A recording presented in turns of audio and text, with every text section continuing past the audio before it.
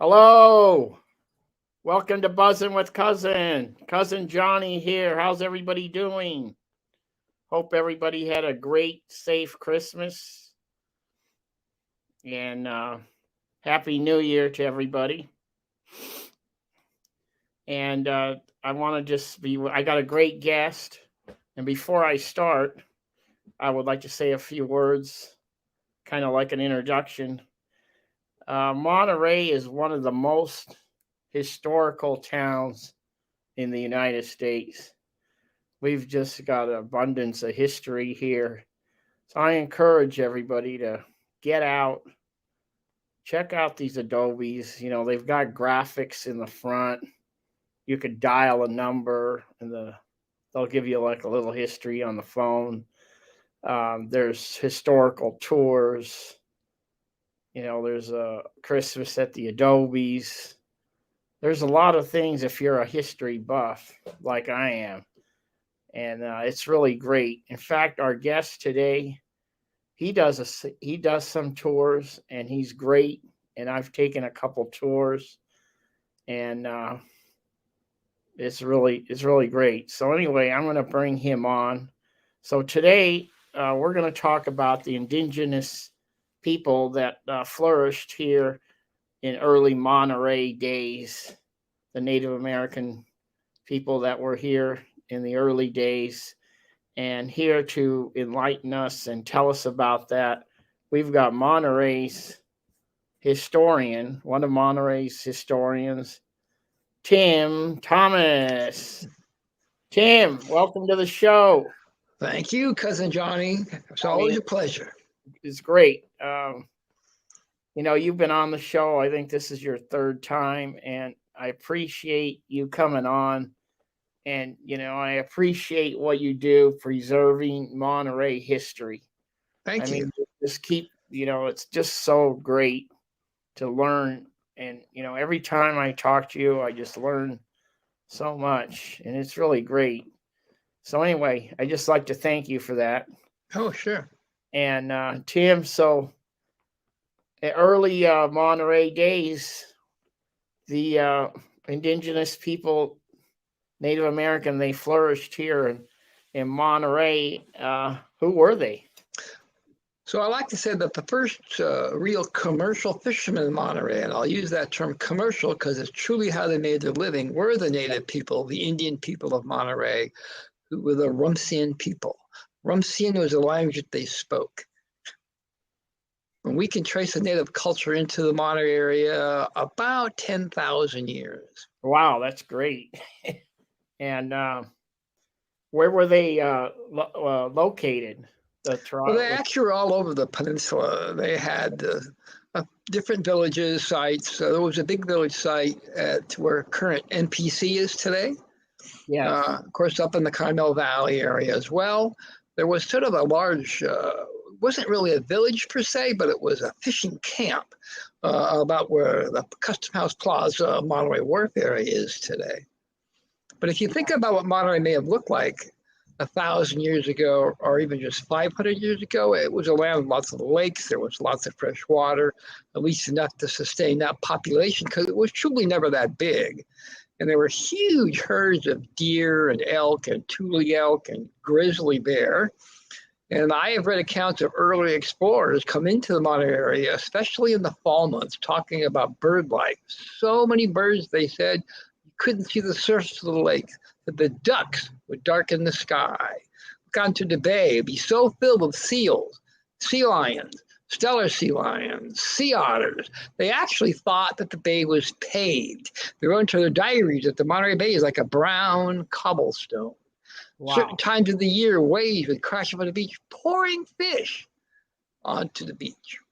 That's how abundant it was out there, which tells me there was never any real time of hunger for the Rumsian people. Wow, they understood how to utilize the bay out there. So they were the first commercial fishermen in Monterey. Right. And, they've gone into the bay in beautiful little boats made out of tule, the big tall grasses, those reeds that grow along the wetland, and they'd fish everything that was out there. making beautiful fish hooks out of abalone or mussel shell, making a fishing line out of a stinging nettle plant, using traps and baskets and spears and nets. And what I personally think is the absolutely coolest thing in the entire Yeah. world is they were the first divers going into the Monterey Bay. Oh, wow. That's great. And Monterey Bay today, as you know, as your audience, I'm sure all knows, is the dive capital of the world, right? It is. Yeah. Yeah. So we take a walk along the waterfront, especially on the weekends down there by the Coast Guard Pier, that place would be filled with rubber people. But they were the first divers going into that bay. And we know that because of burials that come out of the ground in recent years. And you cannot build a house along the Monterey waterfront without running across a Rumsey burial or two.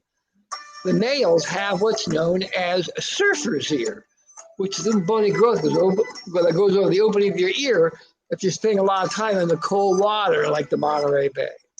Wow. That's really great. That's interesting. Divers. Let me show.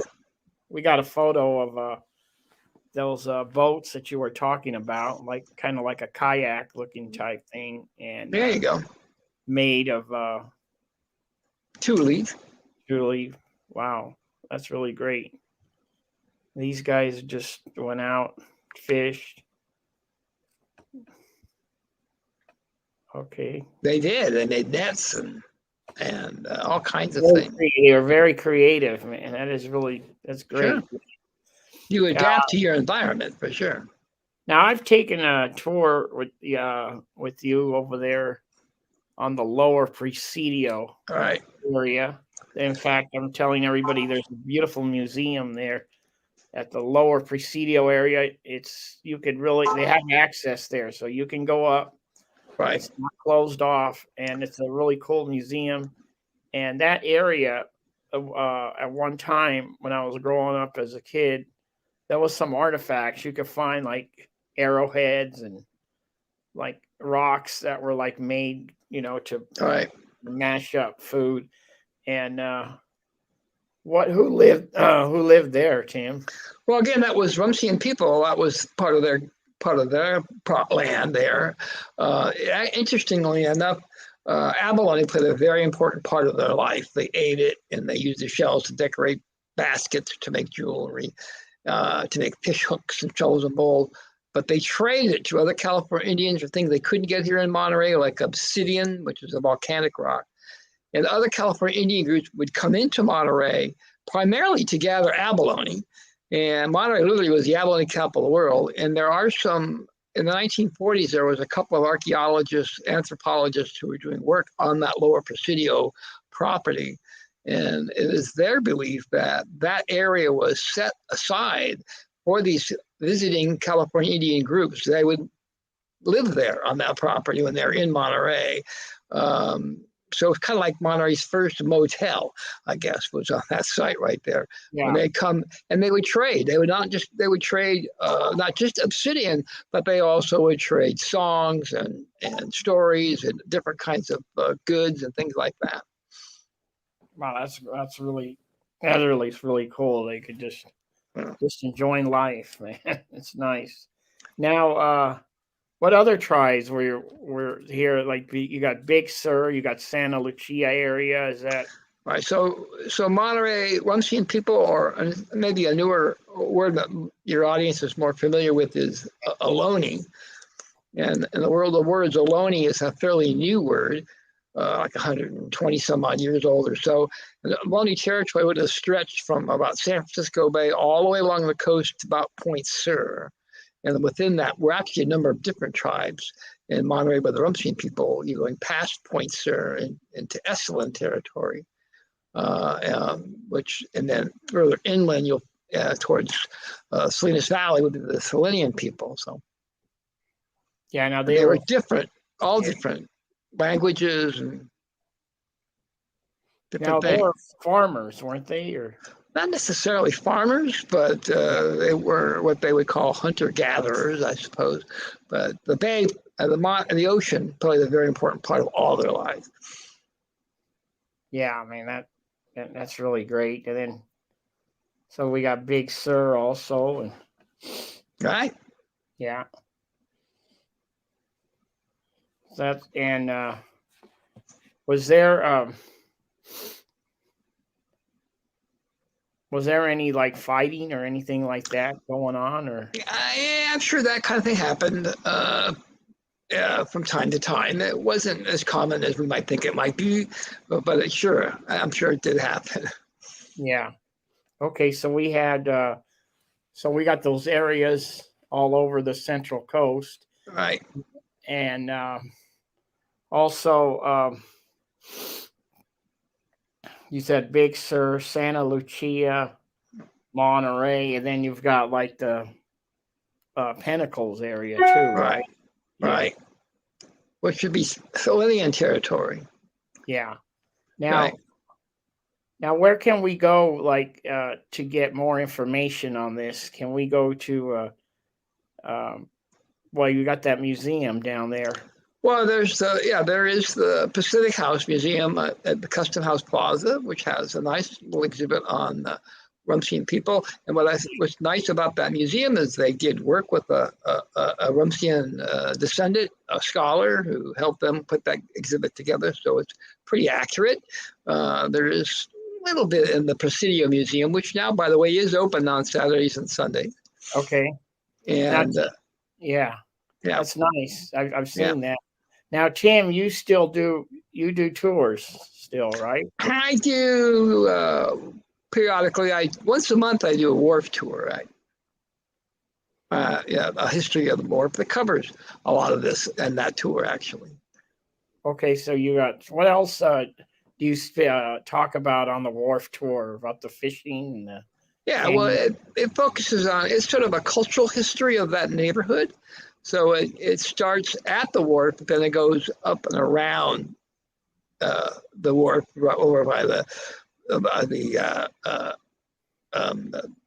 up into the Heritage Harbor area and up and around that direction along the bike trail a little bit and then back down towards the wharf there. Okay, now that's what, the first Sunday of the month, isn't it? That's right, the first Sunday of every month. Okay, so I wanted the listeners to know, I mean, this is going to be great. First Sunday of the month. You just meet at 12 o'clock in front of the wharf, right? Actually, 10 o'clock. 10 o'clock in front of the wharf. In front of the Harbor House. And you got, what, an hour tour? Or? It's about 2 hours. Wow, that's great. Now, I remember you did you also did the tour of that area I'm talking about. Where the Lower Presidio, yeah. You still do that one, right? I haven't done that tour since the pandemic. I don't really market it much, but I'm open to doing it again when if the time comes around or someone's really interested in doing that tour. Now, if somebody gets a group together and they call you and they say we're like 12 and we want to do a tour of that area, you would do it then. Oh, sure. Yeah. Also, it really interests me, growing up, in the Sicilian community is Cannery Row. Right. And that is to me, that's the most fascinating tour. And Tim, now the Western Flyer is coming back. As I understand it, yeah. So we're looking at maybe October. The Western Flyer, they're saying. Yeah. It's been redone there in Washington, and it's coming back. All right, sounds good.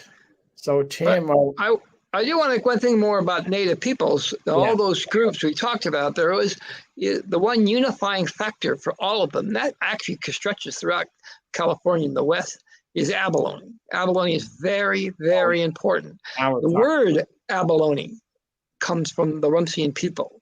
So they had a word for the red abalone, which is the largest of the abalones, and there are a wide variety of abalones, but it's the largest and the most predominant abalone in Monterey Bay, and that word was aloon, and then linguists have traced the word abalone back to this word aloon that starts here in Monterey. And so they would trade abalone, as I mentioned, abalone shell, all across the United States. And they have found Monterey red abalone in midden sites as far back as Minnesota. Oh, wow, that's great. I mean, abalone is, like you're just saying, you just told me something I didn't know, but it's just been, between that, fishery, the Japanese fishery of the abalone. it is my opinion, and I have been working the history of the fisheries of Monterey for well over 30 years, that abalone is the most important of all the fisheries in Yeah, Monterey, more so than sardine. yeah, Maybe not economically, but historically, culturally, everywhere else, it's abalone. Monterey was, with no question about it, the abalone capital of the world. and then you had Pop Ernst Pop at Ernest, right? Well, the restaurant, and he made right. beautiful abalone. That's correct. He made abalone famous as a food item. Yeah, for sure. Wow, that's great. Tim, anything you want to add to Uh, today? well, I think that what is important is that as that drawing that you showed was also done by my friend Linda Yamane, who is a Rumsian descendant. And so this isn't a culture that's no longer. There's still Rumsian people still working and still living in the area here, and I think that's what's really important. Let me show a couple more photos before we go. There's a beautiful. That is one of Linda's baskets. So Linda is the first Ohlone Rumsian basket weaver, we believe, in 150 years, and the first weaver utilizing feathers of Ohlone type baskets in probably 200 and some odd years. So those beautiful, what historically would have been the red feathers would have been acorn woodpecker feathers, Wow. and then the white beads are olive shell bead. Of course, there's abalone pendants in there too. Look at the there goes abalone shells right there. Yeah. Beautiful. And that's Linda right there on Del Monte Beach. Wow, that's nice. Yeah. That is really great. Really Yeah. great. And we have a photo here of a. And that's a historic photograph or drawing that was done in the 1790s by an unknown Spanish artist. And what I love about this drawing is it does show you the connection to the bay. So the inner skirt would be made of tules. The outer skirt would be deer hide, and those large black spots you see there actually would be abalone pendant. The cape that she's wearing is probably sea otter pelt, although it could be rabbit pelt as well. And the necklace that she's wearing is olivella shells. And then the earpieces that she's wearing, and I didn't send you a picture of them, but the earpieces that she's wearing are beautiful. It's like a woven basket with abalone shell and bird bone and all kinds of things all worked into it. I mean, that's what you call just using every resource you have. Yeah, you have to, right? I mean, the abalone, you eat the abalone. Yeah. You know what I mean? You use the shell for decoration. The rabbit, tool. The sea otter. Yeah. I mean, that's really great. Yeah. So here we go here.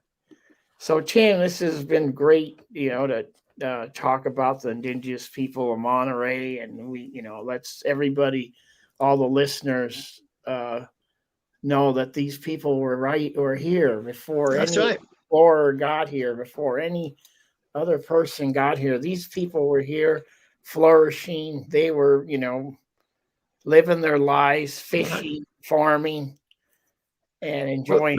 Well, they weren't farmers, but just tell you, take a walk along the Monterey waterfront, Cannery Row, even in Monterey, up by the Monterey Wharf, up along the Lower Presidio area, and look at the ground. See how dark it is. It's almost black in some areas. You go out to Point Lobos in particular, you see that, and it's just littered with abalone shell through it. And that's called midden soil. And that also known as the abalone pavement, but that shows us human use of this land here for thousands of years. Wow, that's really great. And a really great spot is Point Lobos. Exactly. Wow, that is a magical spot. Yeah. Okay, cool. So, Tim, thank you so much. I appreciate you coming on. And my pleasure. Enlightening us. And I recommend anybody out there, if you're a history buff or you just, curious, please go go around Monterey and see all these historic sites. And if you want to take a tour with Tim, you won't be sorry. It's really fun and it's great. And then go grab lunch at one of these local eateries. There you go. And if Okay. you want to go on a tour, email me before, because I don't go down there unless I know someone's going to be there. Oh, yeah. So what's your email, Tim? So it's timsardine@yahoo.com. timsardine@yahoo.com. Let's say you forget. Now, what was that? Sardine what? Well, you guys out there, you get a hold of me. There you go. And I'll get a hold of Tim. Very good. And we're going to make it happen. Thank you. Okay, Tim, appreciate you coming on. Always a pleasure to have you. Thanks again for what you do in the community. And thank you. Have a great day. Thank you. All right, Johnny. You too. Bye. Bye. Tim Thomas, historian, keeping the history of Monterey alive. And we've got a lot of history here in Monterey. This is a great place. And I want to thank everybody for tuning in today. And like I was saying, if you want to take a tour with Tim, get a hold of him. You won't be sorry. And I want everybody to have a great day. Thanks again for tuning in. Subscribe to my show on YouTube channel. That way you'll get all kinds of notices. Okay, everybody, be safe, and we'll see you next week. Bye.